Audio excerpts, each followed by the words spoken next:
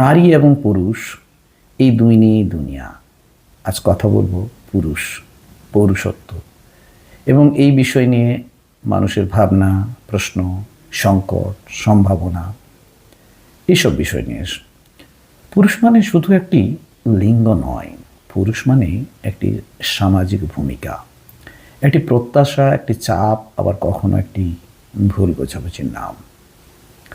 সমাজে পুরুষকে সাধারণত শক্তিশালী, স্থির, নির্ভীক এই তিনটি শব্দের মধ্যেই আটকে রাখা হয়। কিন্তু প্রশ্ন হলো, পুরুষ কি সত্যিই সবসময় শক্তিশালী থাকে, নাকি সমাজ তাকে শক্তিশালী হতে বাধ্য করে? অনেক সময় পুরুষের কাঁদা নিষিদ্ধ, দুর্বলতা দেখানো লজ্জার, সাহায্য চাওয়া অপমানের। এই অদৃশ্য নিয়মগুলোই পুরুষকে ভেতর থেকে ভেঙে দেয়। তাই পুরুষের অনুভূতি বাইরে থেকে খুব বেশি অনুভূত হয় না। এটি অদৃশ্য, কিন্তু এটার মধ্যে বাস্তবতা থাকে। পুরুষের অনুভূতি আছে, কিন্তু সেই অনুভূতির ভাষা নেই।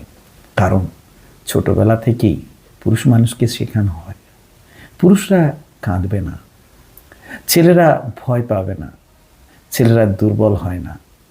ফলে পুরুষের ভেতরের দুঃখ, চাপ, ভয় সব কিছুই জমে থাকে নীরবতার ভেতর। আধুনিক সমাজে পুরুষের যে চরিত্র সেটি কিন্তু অনেকখানি বদলেছে, কারণ পৃথিবীও বদলে গেছে। আধুনিক সমাজে পুরুষের নতুন ভূমিকা এসছে। পুরুষ এখন শুধু উপার্জনকারী একটি যন্ত্র নয়, সে একজন বাবা, সে একজন সঙ্গী, একজন বন্ধু, একজন সহযোদ্ধা। পুরুষেরও মানসিক নিরাপত্তা প্রয়োজন, আবেগের জায়গা আছে, তাই নিজের মতো করে বাঁচার স্বাধীনতা তার থাকা। সমতা মানে প্রতিযোগিতা নয়। নারী এবং পুরুষ দুজনেই মানুষ, দুজনেরই আছে স্বপ্ন, দুজনেরই আছে দুর্বলতা, শক্তি এবং সীমাবদ্ধতা।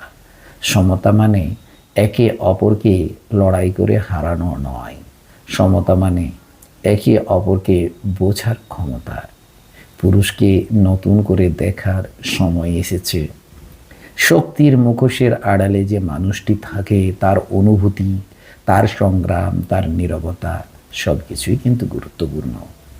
আজকের এই ভিডিওতে আমি আলোচনা করলাম পুরুষ কী, এবং পরবর্তীকালে আলোচনা করব এই পুরুষ সংক্রান্ত সাহিত্যে কীভাবে পুরুষকে দেখানো হয়েছে, বাংলা সাহিত্য, ইংরেজি সাহিত্য এবং